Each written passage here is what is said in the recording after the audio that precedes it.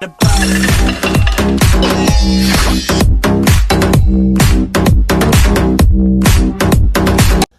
chapter number 1. In the beginning was the Word, and the Word was with God, and the Word was God. The same was in the beginning with God. All things were made by him, and without him was not anything made that was made. In him was life, and the life was the light of men, and the light shineth in darkness, and the darkness comprehended it not. There was a man sent from God whose name was John. The same came for a witness, to bear witness of the light, that all men through him might believe. He was not that light, but was sent to bear witness of that light. That was the true light, which lighteth every man that cometh into the world. He was in the world, and the world was made by him, and the world knew him not. He came unto his own, and his own received him not. But as many as received him, to them gave he power to become the sons of God, even to them that believe on his name, which were born not of blood, nor of the will of the flesh, nor of the will of man, but of God. And the Word was made flesh, and dwelt among us. And we beheld his glory, the glory as of the only begotten of the Father, full of grace and truth. John bare witness of him, and cried, saying, This was he of whom I spake. He that cometh after me is preferred before me, for he was before me. And of his fullness have all we received, and grace for grace. For the law was given by Moses, but grace and truth came by Jesus Christ. No man hath seen God at any time. The only begotten Son, which is in the bosom of the Father, he hath declared him. As we go through this chronological study, I want you to keep in mind that we are going to be bouncing around. If you get lost, feel free to catch my attention and say, hey, whoa, back up just a minute. And I don't want to have to drag you along, but I will if I need to. But I would rather help you understand it as we go along. If you get confused, if something don't make sense, now is the time to secure that foundation. This is where we put brick on brick. All right, does that make sense to everybody? We're just laying the blocks. So I don't want anybody to be left behind. This is like George Bush up here. No child left behind. All right? This is for all of us. Now, having said all that, I'm going to learn some things along with you. I'm going to remember things that I hadn't thought about in a long time. The occasional squirrel will run by, and I'm not going to lie. I'm going to tree it. Okay? When that happens, pull me back in. I'm going to need the help, I promise. The whole purpose of this study and the whole purpose of John's gospel, Mark's gospel, Luke's gospel, and Matthew's gospel is one purpose and one purpose alone: to help you understand who Jesus is. To help you, and John begins here with it, to help you understand that he is eternal in his existence. He says it right here, in the beginning. You know how the Bible starts out in the book of Genesis? In the beginning. Okay, so we know from the very beginning that Jesus always was. My nose itching, somebody's coming to see me. Praise the Lord. I hope it's the Holy Ghost. Swoop by. He's eternal in his existence, and his role in salvation is also pre-existing, which means it was his sole purpose was coming. His purpose in it coming was to save the creation. It's quite impossible for me to fully understand that the Creator is willing to lower himself and become his creation's friend. Yet we find out in the scriptures that he actually does consider us his friend. Jesus is not just a part of the plan of God. Jesus is part of the Godhead. So he is God. And he became flesh to bring not just life, because we hear that a lot, right? I am the way, the truth, and the life. But according to how John starts it out, what else does he come to bring? Light. He doesn't come to just bring life. He also comes to bring light. He didn't come just to save. He comes also to expose us, to expand our understanding, to illuminate. Just today I had an opportunity to sit with a couple of young people at the field house, and I was explaining to them that your life is about to change. Coming to salvation is one thing, but when God flips on the switch and he illuminates the room, if you can just picture yourself in a dark room with no light, and we've all been there, and somebody flick on a lighter, and just a little bitty cigarette lighter, and flick the light, the whole room will light up because of that one little flame. And that's what happens to us spiritually. We come to Christ, we don't understand a whole lot, we don't really even understand who Jesus is. We just know that he saved us because we trusted him, we believed the gospel, we repented of sin, we did what the preacher said. Okay, that's great. But when you find those of you who are married or have been married or have in a relationship with somebody, you understand that part of being in a relationship is communicating. And part of communicating is learning the other person. You have to learn how to communicate. Here's the great thing about the Lord. He already knows how to communicate to us. Our problem is we don't like how he talks. That's what my wife tells me. Ain't that what yours tells you? I don't like the way you talk to me. And she says that pretty regular. I don't like the way she talks to me either, for the record. But I know when she's serious. Her mannerisms, I guess is the $12 word. Her demeanor changes. She looks at me differently, and I know she's serious. Okay, spiritually speaking tonight, guys, here's what's going to happen. The text is going to turn its eyes up at you. There'll be places and times when things will happen, and you'll read something, and you can just almost feel the Lord, like, oh, that's what you were trying to say. And you may not want to talk about it. Sometimes I don't want to talk about it, and that's fine, just so long as you understand it. That is him bringing light into your life. He's illuminating. So you may, listen, if you get something for the first time, you're not going to bother the preacher if you tell me something that I've heard 100,000 times. If you're just getting it for the first time, I will rejoice with you, and I will be just as excited. That makes me giddy. I'm like a 2-year-old in a candy shop, unsupervised. I love to see the light come on, and you're going to find that out about me as you learn things and share with the rest of us. So I'm gonna read through some of this. I'm gonna give you some background. I want you to think about it, and then I promise when I get to the end of it, we're gonna talk about it. All right? If you want to. If you don't want to, that's fine. You can listen to everybody else, but I want everybody to have time to talk about it.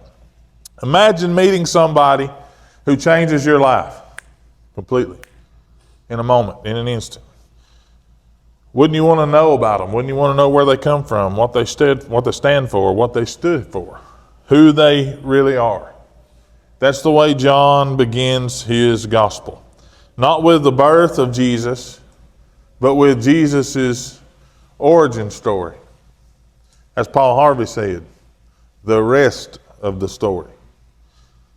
It's one thing to talk about the Christmas story. We're going to talk about it way before Christmas gets here, because I love the Christmas story. I'm not aiming at anybody. But imagine hearing somebody's origin story. That's what John is trying to get across. It's not that John didn't think that the birth of Christ is important. That's not why he skipped it. is that the most important thing about Jesus is who he was and who he is. But who he is always who he was. If he wasn't, then he isn't. And I know that sounds confusing, but you'll get it, I promise. He doesn't begin with the birth of Christ, he begins with his origin story.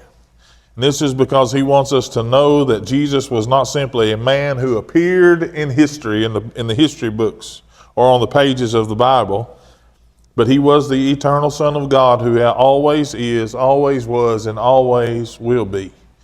He existed from everlasting to everlasting. And he stepped into time for our salvation. When I say things like he stepped into time, you must understand this principle is that God exists outside of time, space, and matter. Time, space, and matter is the realm that you and I live in. God created all that. And then he stepped into it and stepped back, and he has the ability and the power to step out of it. Therefore, he's the only being who can operate inside of time, space, and matter as well as outside of time, space, and matter because he created it all.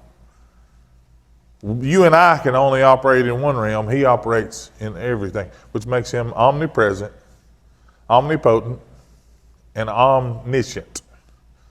And I separate the words because I'm country, but the word is omniscient, which he's all-knowing, he's all-present, and he's all-powerful.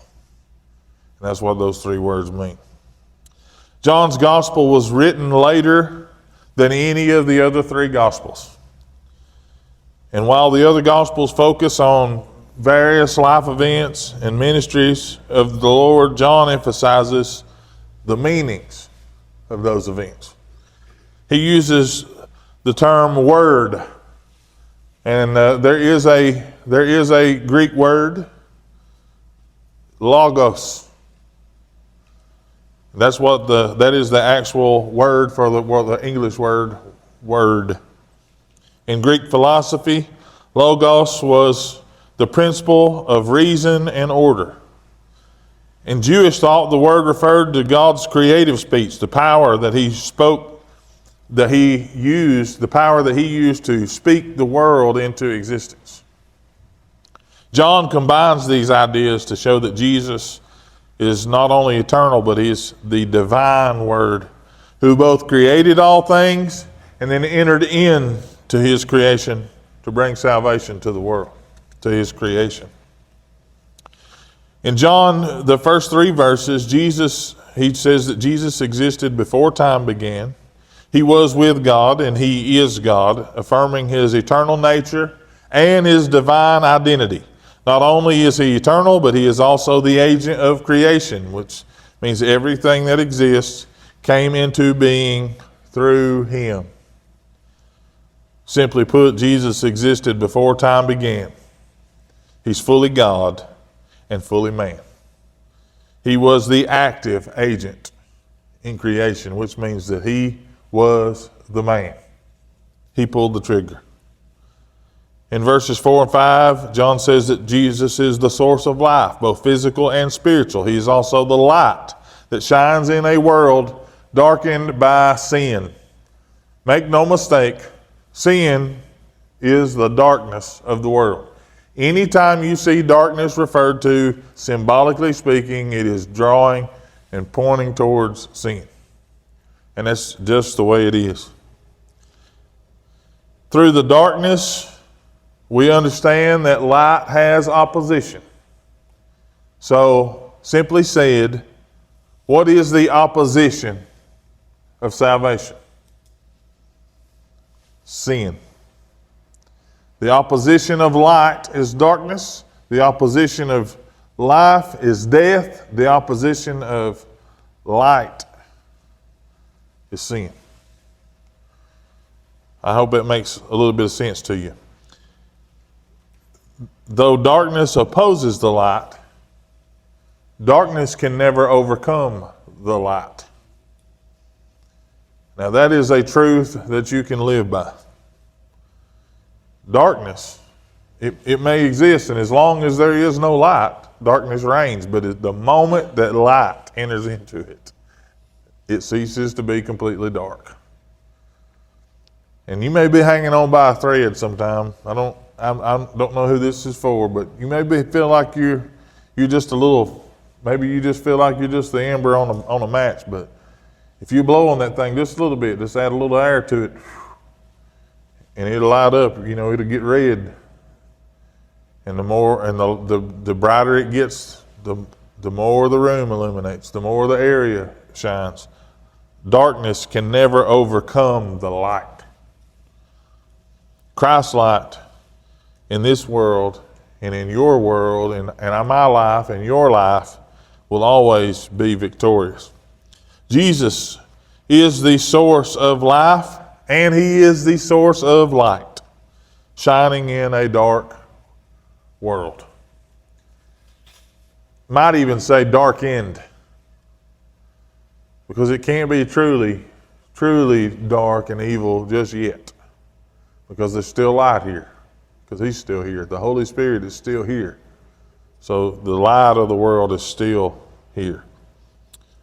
In verses 6, 7, and 8, John says that he was not John the Baptist, but John the Revelator says that John the Baptist was a witness. He was not the light himself, but his mission was to point others toward that light, toward Christ. That was his sole purpose of coming here. And this should be a reminder to us of our calling as believers. We have the same calling as John the Baptist, church. Our job is not to be Jesus. Our job is to point the world to Jesus. Now, I know we've been taught all of our lives we're supposed to be the hands and feet of Jesus. I get it. I'm not saying that we're not. Technically, we are his hands and feet. We may be the only Bible some people ever read. We need to do our best to try to live our lives the same way Jesus would. We're all going to fail. We all make mistakes, including me. I do it too. But we'll say this here. Ultimately, my job, your job, our job is to point people to the source. People whose lives are very dark, people whose lives seem hopeless, we point them to the source of light and life. That's the only way they're ever going to get help.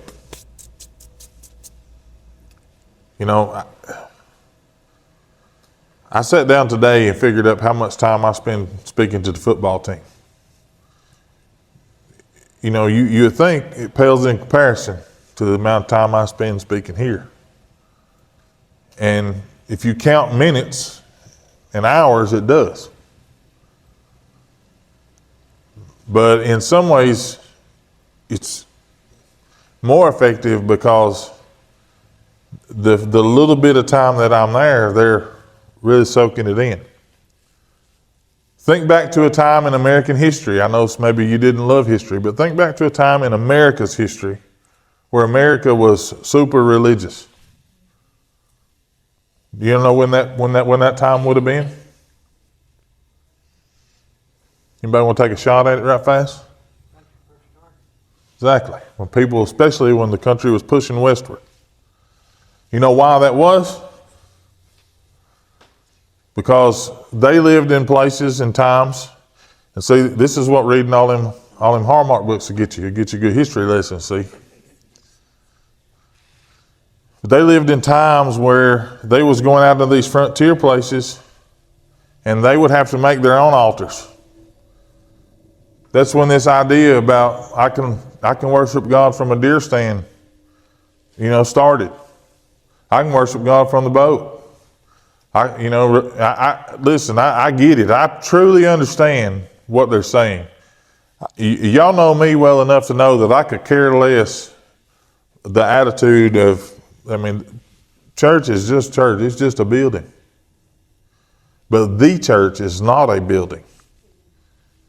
The church is the body of Christ. And the command of Jesus was not for us to be in deer stands. The command of Jesus was the more wicked the darker you see it getting, the more you get together, because we blow on each other's flame. We're helping each other stay lit. We are the reason that we need each other. Is because we are who we are, and we need each other. And the reason that they were more religious and had better relationships with the Lord in the Wild West days is because they didn't have preachers coming around every Sunday. They didn't get to have church every Sunday. Their church was them up there trying their best to read the Bible with the limited education that they had, trying to figure out the gospel, trying to figure out how to live and how to sort their lives out with all the stuff they had going on. Because it was pretty wild back then too. They didn't call it the Wild West for nothing. But when the preachers would come around, they made every single meeting. Did you know when America started, what do they call them little things? What do they call them? Hourglasses. They had, and I don't know why I couldn't remember it, because I remember the saying, but they said the Puritans, when they came, the Pilgrims and the Puritans, that if you couldn't preach the hourglass around, they called it preaching the glass around. If the preacher couldn't preach the glass around, which was it running completely empty and then flipping it over, they'd fire you. They fire a preacher that couldn't preach more longer than 60 minutes. Preacher preach 60 minutes now, that's your one shot. If it ever happens again, you're out of here. Either he gone or we gone. We're living in different times. But see, the reason that was they didn't have nothing else to do. There was nothing else drawing on their mind. There was nothing else drawing them away from their time. They got up in the morning, they ate breakfast, they worked. They went to the fields and they worked, and they sweat all day long. And if they was lucky, they got a lunch pail or something, or somebody brought them something to the fields. And then at night, they went back to the house, they ate, they went to bed. That was what they did. People had their roles. They had no social life. That's why when they had community events, when they had something going on at the church, that's why they had hundreds of people showed up. The whole community showed up because they didn't get those opportunities that are so readily available to us now. Therefore, their relationship with the church was stronger because their day-to-day relationship with the Lord was very strong. They'd have 18 to 20 weddings all in the same day. I mean, it was just people just lining up to get married. When the preacher passed through, they had 36 hours. And everybody that was engaged had to get married because he wasn't coming back for a year and a half. And that's just the way it was. So they stayed on point. They stayed on target. They stayed prayed up. They stayed ready. They worked on themselves all the time. And they stayed busy about things that were meaningful. And they understood about relationships and what it meant to take care of their families. And they poured in to their families and they spent time with their families. They did things that mirrored what they read about in the Bible. So that time period, as wild as it was and as hard as it was, they were in a better place spiritually than us. And it wasn't because they didn't have technology. It was because their hearts were in a different spot. They could have done. But guys, I'll say it to you this way, and then I'm moving on. In those days, they had to go down the road to get in trouble. And these days, we only need to pick up our phones to get in trouble. We're in a place today, in these times we live in, we need to be more in tune to what the Lord is trying to do. We need to be paying closer attention to what God's trying to say to us. We need to know Him for who He is. It behooves all of us to sturdy up that relationship, to pound the scriptures into your heart, to work on your relationship with Christ above your relationship with anybody else, because until you know Him, it's going to be hard to really know anybody else. Once you do, your life will change. John the Baptist, when they went to him, they thought he was Elijah. They thought he was a prophet. They thought he was... some of them even thought he might have been the Lord. They thought he might have been the Messiah. They went out there, man, what are you doing? And what was it he said? He said, I'm not him. I've just come to tell you about the one that's coming after me. And see, and that's our job. I'm not him. I'm just here to tell you about the one who's coming. He's been here, and he went back to the Father. He's here now in the form of the manifestation of the Holy Spirit. He's here now, but He's coming back. And when he gets here, he ain't coming the same way he came the first time. The next time he's coming the way the Jews thought he should be coming. He's going to be exactly who they thought he was going to be the first time he came, and they rejected him because he didn't come like they wanted him to come. But trust me, the next time that he comes, they're going to wish that he didn't come that way. Nobody's going to wish that he comes the way he's coming the next time. John the Baptist was sent to bear witness to the light. He was not the light himself. Verses 9 through 13, real quickly, Jesus came into the world that he created and still was rejected by his own creation. Can you imagine how that feels? Some of you can. Some of you know how it feels to be rejected by people that you love. People that you help give birth to, you help give life to, and they reject you. Know this today, that if that is happening to you, you're not alone. Christ knew how it felt too. And others in this room, some of us have experienced that. We know how it feels. Jesus also knew how it felt. To all who would receive him, though, by faith, he gives right to become the sons of God, which is just a word. It's not for males only. It is a word for little children.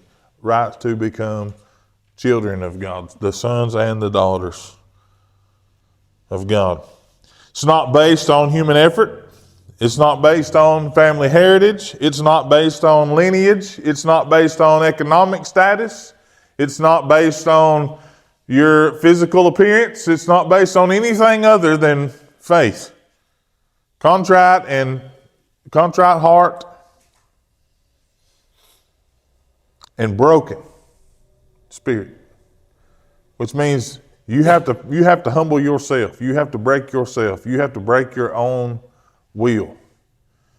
Here's what I've always loved, and we talked about this when we was preaching through Jonah a little bit, how God will send things sometimes to help push you there. He'll help get you there. But in the end, you have a choice to make, and that choice is to bend your will to his will, or you stand up stiff-necked and refuse to do what he's asking you to do or telling you to do. And I can tell you this, as long as you're standing up stiff-necked against what God's trying to say, you're going to suffer the consequences. There ain't nothing following that decision except his wrath. If he don't kill you, it's the grace of God if he doesn't pull you out of here. But that's exactly what Jesus felt like. Many rejected him, but all who would believe on him, he gave them power or the means to become children of God. Not based on effort, not based on heritage, but by his grace. Many rejected, but all who received became. That's what I love about that particular text right there. To all who would believe, to them gave he power to become. And all who believed became. That still applies today. Thank God. In verse number 14, the Word became flesh. The Word was made flesh, which is another word for became, and dwelt among us. We beheld his glory. The glory is of the only begotten of the Father, full of grace and truth. This is the miracle of what we call the incarnation, which just means that Jesus became flesh. That's what incarnation means. If you ever hear terms like, if you ever hear a preacher talking and they say things like, God incarnate, he's talking about that moment when Jesus became actual flesh and was actually born into human existence. That's what the incarnation means. God himself entered human history, living among us in the person of Christ. He was full of two things: grace and truth. Now let me tell you something about grace and truth. Fun fact for preachers, and now fun fact to Creek Squad. We all know he's the truth. We get that. We have a very good understanding that at any moment God could say enough's enough and he could rain fire and brimstone down on this whole thing. We know that because he's done that, right? We believe it. We have no trouble believing that someday, because everybody's heard it. Well, there ain't no way the Lord can wait much longer now. Hey, he can't putting up with this stuff much longer. It can't be long now. I mean, you got even lost people saying that stuff, right? They believe in God, they just ain't trusted him for salvation. I don't understand why in the world they want God to rain fire and brimstone down on this thing and they ain't even never been saved. Because they don't understand grace. We beheld his glory. The glory as of the only begotten of the Father. See, this is the thing that Jesus came bestowed with. The two most important attributes that he had was grace and truth. Even though he had the power to rain judgment down on the world, he first brought grace to the world. Just because he's gracious doesn't mean he's not the truth. And just because he can doesn't mean that he chose to. He chose first to bring grace to the world. And that ought to excite every Christian in the room, man. The Word became flesh. God entered human history full of grace and truth. Jesus reveals God fully. Moses gave the law, which was good, but the law could not save. We'll get into that a little more. As we go along through this, the law could not save, through Jesus we receive grace upon grace, which is what the term in verse 16 means, where it says grace for grace. That word for is actually the word that we use today, upon, which means grace stacked upon top of grace. Grace, stack more grace, stack more grace. I mean, you just got piles of grace. Preacher, I don't really feel like he gives me piles of grace. I got news for you. If you're a human being living in the great state of Alabama like I am, and here in good old Jackson County, the fact that you rode through today and you didn't choke nobody to death, that's grace upon grace right there. If your phone rings like mine, or somebody on the other side of it that's unhappy, and I'm smiling,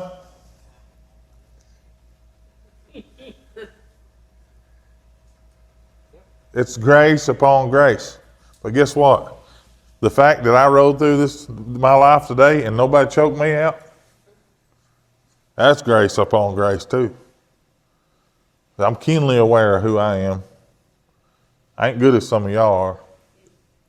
Some of y'all be unjustified. Somebody do that to you. If somebody did it to me, you'd be justified, most likely, depending on the situation. Most likely, I deserve it. Jesus revealed the fullness of God's grace. Unlike the law that Moses brought, Jesus brought complete truth. And he did that by bringing salvation, which is the ultimate grace. There's an acronym for grace. Any of y'all remember what it is? Everybody besides Chris? Who said that? God's riches at Christ's expense. That's what grace means. That is the best definition of that word that ever was invented. God's riches at Christ's expense. All he ever wanted to do was bless us. You understand that? From the very beginning, you go back to the book of Genesis, all God ever wanted to do was bless us. That's only. What did he do in the cool of the day? He came down and talked to Adam in the cool of the day because he wanted to fellowship with him. He wanted to commune with him. He created him. He wanted to be with him. All he's ever wanted is to be with us. And we chose a different route. Well, they chose it kind of for us. So I put some questions on there. Those questions are on your little study guide too, the little reflection questions. But they're also discussion questions, and I hope you read them real fast. I'm gonna read over them. This is just meant to kind of stir your mind just a little bit, get you thinking. What does it mean for you personally that Jesus is eternal and divine? Anybody? I'm never alone. How far does that go, Miss Kathy?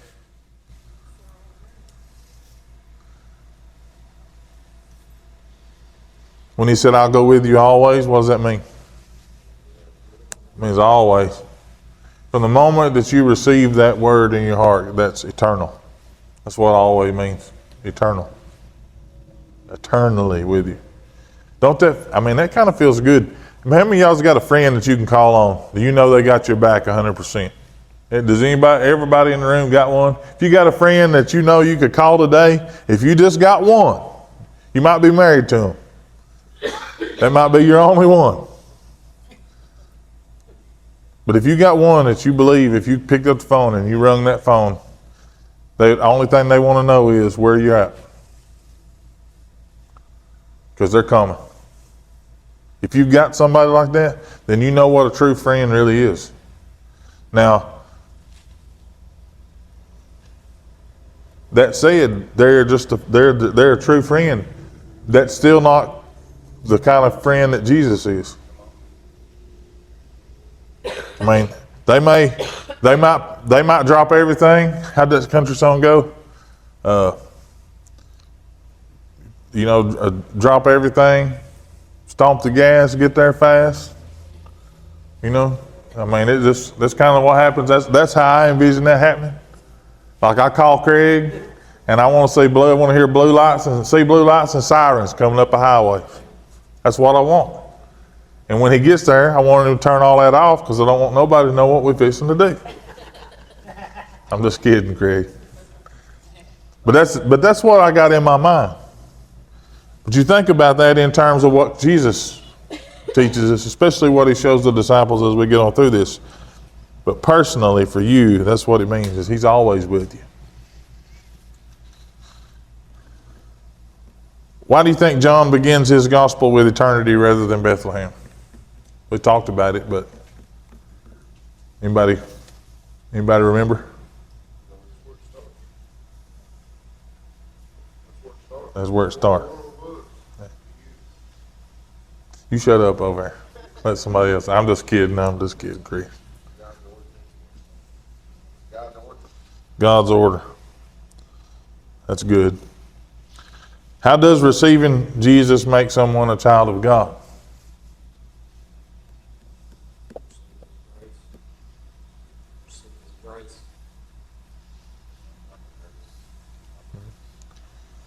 That just makes you blessed, right? Think about that sentence just a minute. What does it mean to be a child of God? What's the key word? Child. So, how many of you have children? Right? You have children? I hope you don't have no children yet. You ain't hardly old enough. He ain't got no children. So he don't understand. He loves when I call him out. But Zach don't have none either. You better not. Anyway. I'm just kidding, man. If you have children, especially if they're naturally, just for a minute, let's talk about that. If you have natural children, did you ever have to teach them that they were yours? No. They just kind of always knew because you were just there, always present. But some of you are in what we call blended relationships, right? So I'll just leave it at that. But you're raising kids that are not yours necessarily. Or maybe you have children and you're in a new relationship, and so you're trying to have to. So you want that person to experience the same thing, right? You want them to have the same kind of respect and all that. But we have something going on in the world today. We call it adoption. All right. So when you adopt somebody, when you adopt a child, what do they become then? By law, they're yours. They can't, and honestly, I might be wrong, but I think I'm right. If I remember correctly, the way the law's set up is, I could go down to the courthouse and give up my natural children. Yeah. But the minute that I adopt somebody, I can never give them up. And at the moment of my death, my adopted children have the same rights as my natural born children do. In history, the reason this is so important here, because we know that according to history, God always had a people. And it wasn't always us. But to all who then would believe, we receive, as Paul would later go on to teach, the adoption. And we became the sons of God through faith. So we were adopted. What I love the most about that is the way it's set up, and the reason that our adoption laws and stuff are the way they are. They're modeled after the relationship of Christ and the Gentiles. Once we're in. What God does, He does forever. So receiving Jesus and becoming a child of God ain't just something, it's not just word speak, man. I want you to truly understand what I'm saying right there is that ain't just bywords anymore. That is no longer something that you just float out there that you can say today and forget tomorrow. That's not how it goes. That is the real deal, man. That is legitimate and it's serious. It's so serious that Christ came to the earth to die for that right. So what does the term full of grace and truth mean in your everyday life? Somebody besides me? Anybody?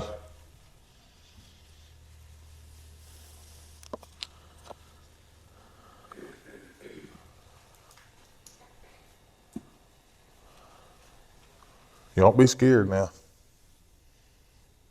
Keep on, I'm going to let Craig talk.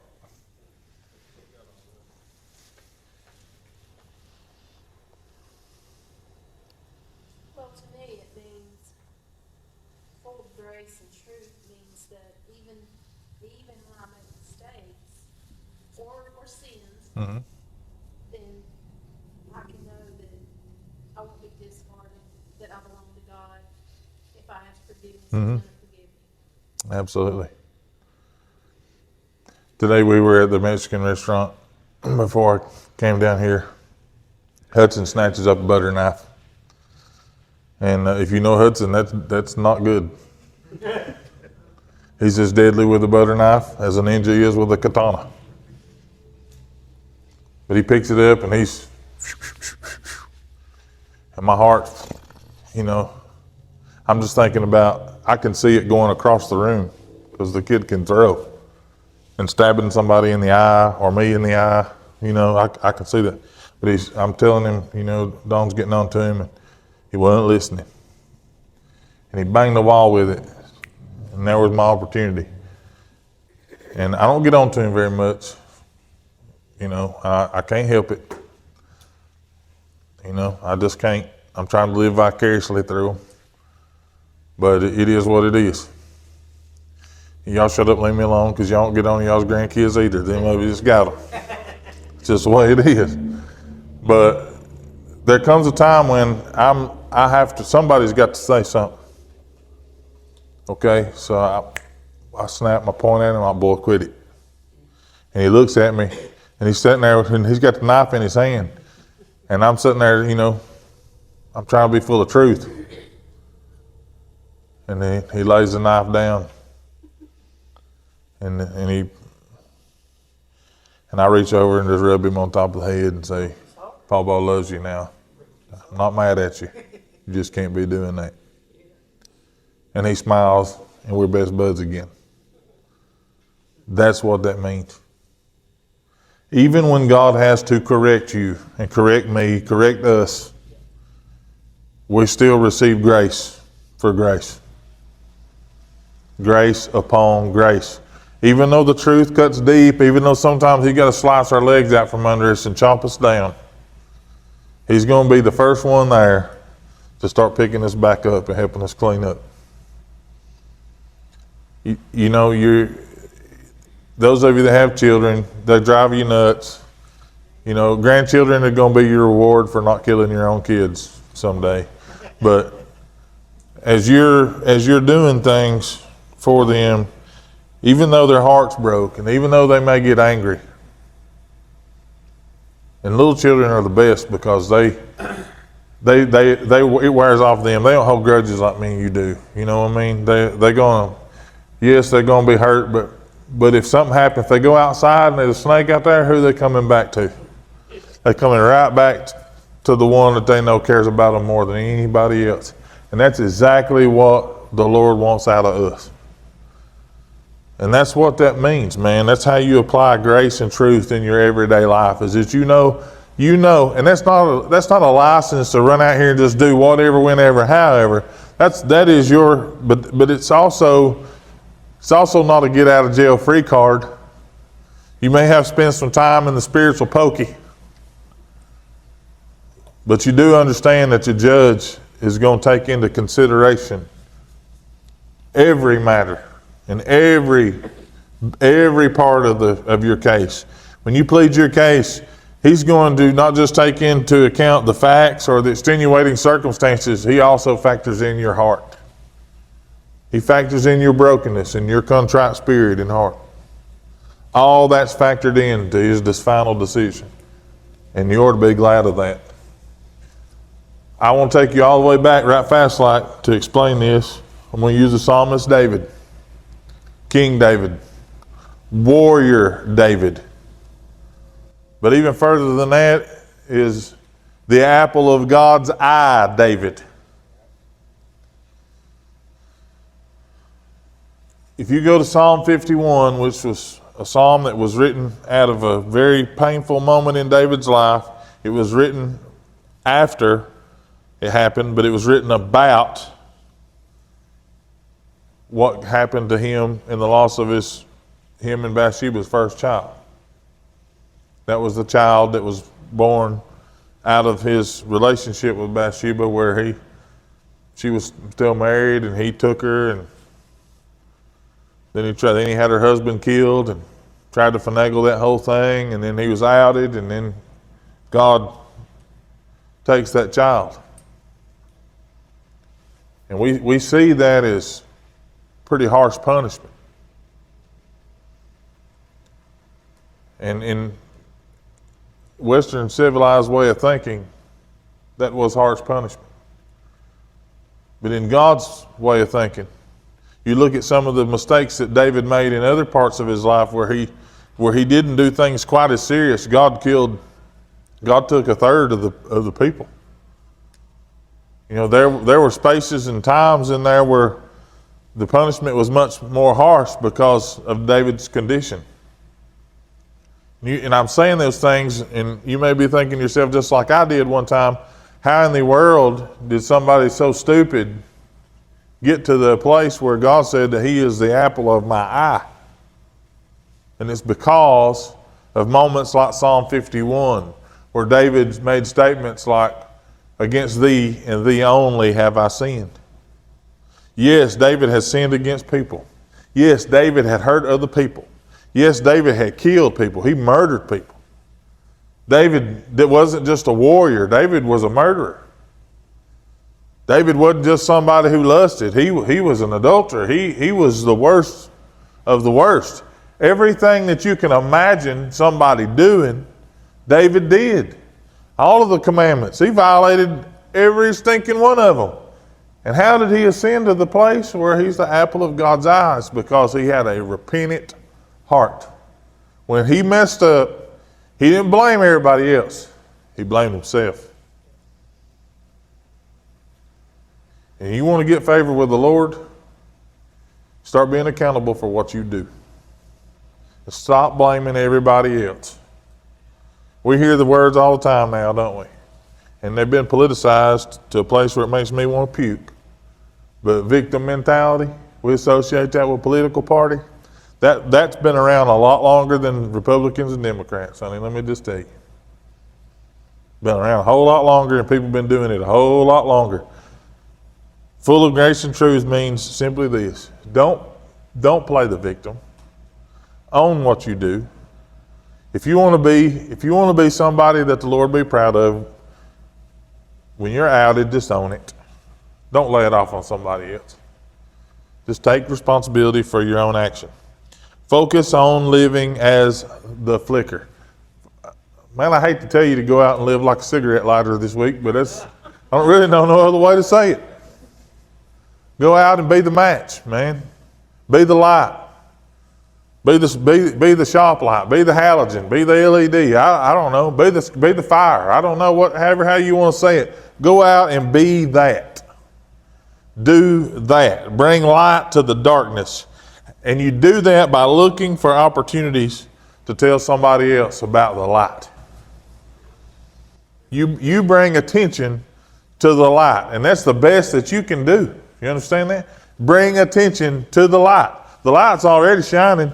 Our job is to tell people that it's shining. Hey, look at the light. Don't look at me. Look at him.